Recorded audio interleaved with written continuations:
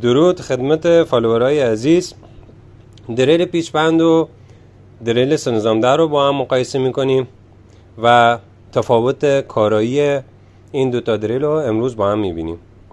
تا آخر این ویدیو با من همراه باش. تست تک تک این دریل ها رو براتون انجام میدم.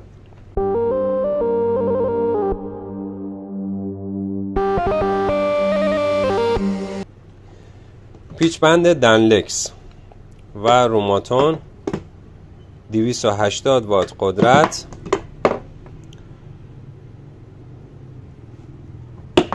دریل سه نظام 10 دنلکس کد 1250 500 وات قدرت و دریل 3180 روماتون 450 وات قدرت.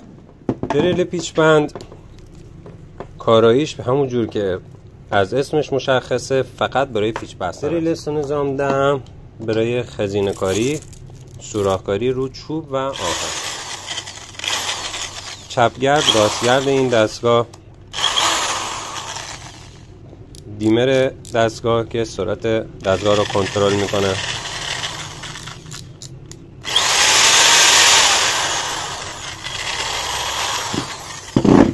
تو تمامی دریل ها چپگرد و راستگرد و دیمر کنترل سرعت وجود داره که کار رو برای کاربر راحت تر کنه. دریل های پیچ بند حالت تورکمت دارن. تورکمت کاراییش اینه که پیچ های ظریفتر رو که میخوای ببندی رو حالت کمتر میذاری که پیچ بریده نشه. ببینید دیگه قدرت رفتن نداره و همینجور بیشتر کنی قدرتش بیشتر میشه که دیگه پیچ های ضخیمتر و سفتر رو به راحتی میتونی ببندی. تو تمامی دریل های پیچ بند دو حالت سرعت هست، سرعت کم و سرعت زیاد.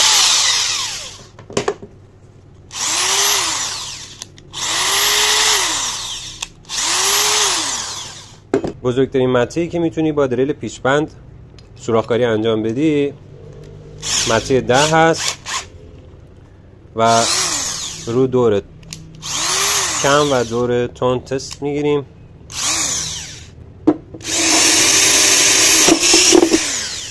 نهایت سرعت پیچ بند همینقدر هست و همونجور که اسمش مشخصه برای پیچ بستنه، ولی باهاش سوراخ‌کاری هم میتونی انجام بدی. سرعت کم میکنیم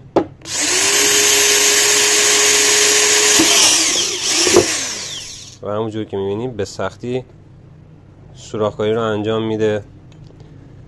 برای سوراخ‌کاری رو چوب باید سرعت دریل بالا باشه. دریل دنلکس هم به همین صورت هست. رو تورکمت بذاریم ببینم مته زدن به چه شکله. همونجور که مشاهده کردین گیر میکنه و دیگه ادامه نمیده. برای اینکه بتونیم مته رو آزاد کنیم تورکمت رو باید رو حالت قوی تر بذاریم تا مته آزاد بشه. و اما دریل سه نظام 10 مخصوص کارای سوراخ‌کاری.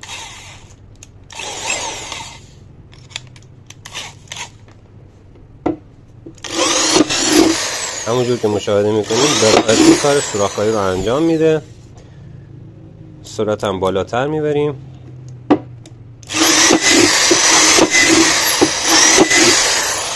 این دریل کاملا برای کارهای سوراخ‌کاری رو چوب و آهن طراحی شده. تست روماتون هم بگیریم.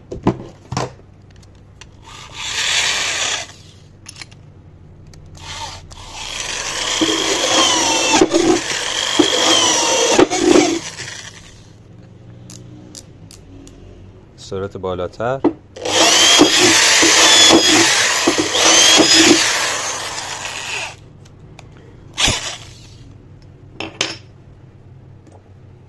دو تا پیچ بوکسی هم با دریل سه نظام 10 ببندیم.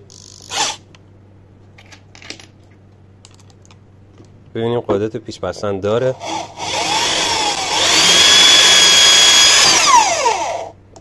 بله رو چوب که به راحتی انجام داد. پیچ 10 سانتی MDF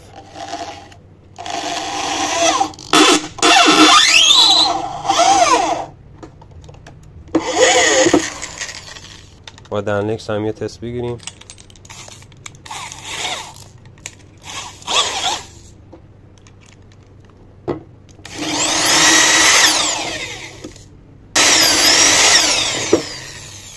اما کار با پیچبند.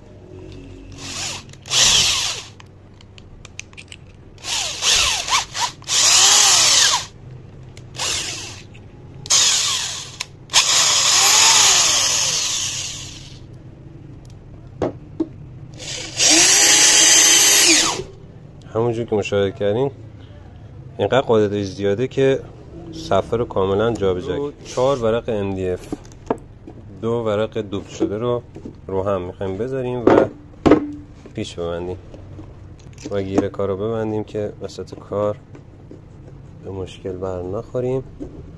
نظام 10 روماتون رو تست کنیم.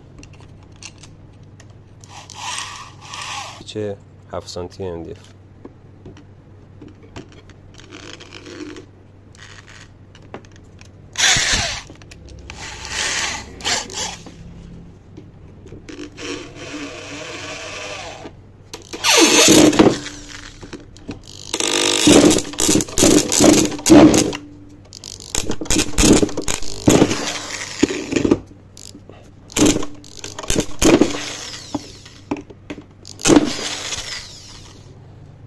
دیگه بیشتر داخل نمیاره پیچو. با دنلکس هم تست بزنیم.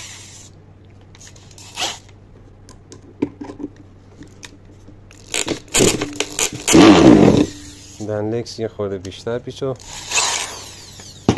داخل کرد و حالا خود پیچ بند که مخصوص پیچای سخت.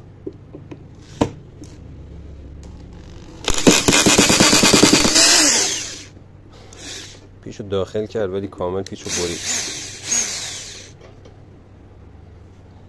پیچ بریده شد. یه تست دیگه با دنلکس پیچ 7 سانتی MDF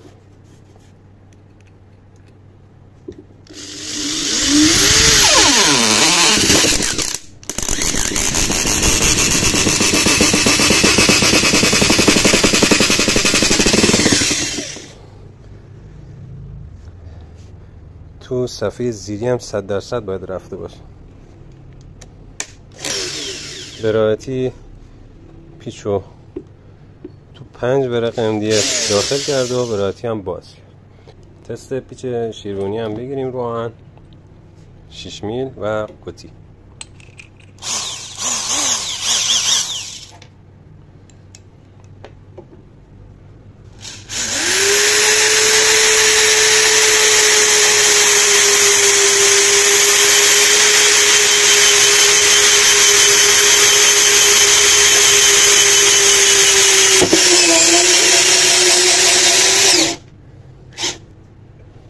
با دریل نظام 10 از برند روماتون. سرعت کار خیلی بالاتر ولی پیچو ساد کرد. با برند دنلکس هم تست کنیم.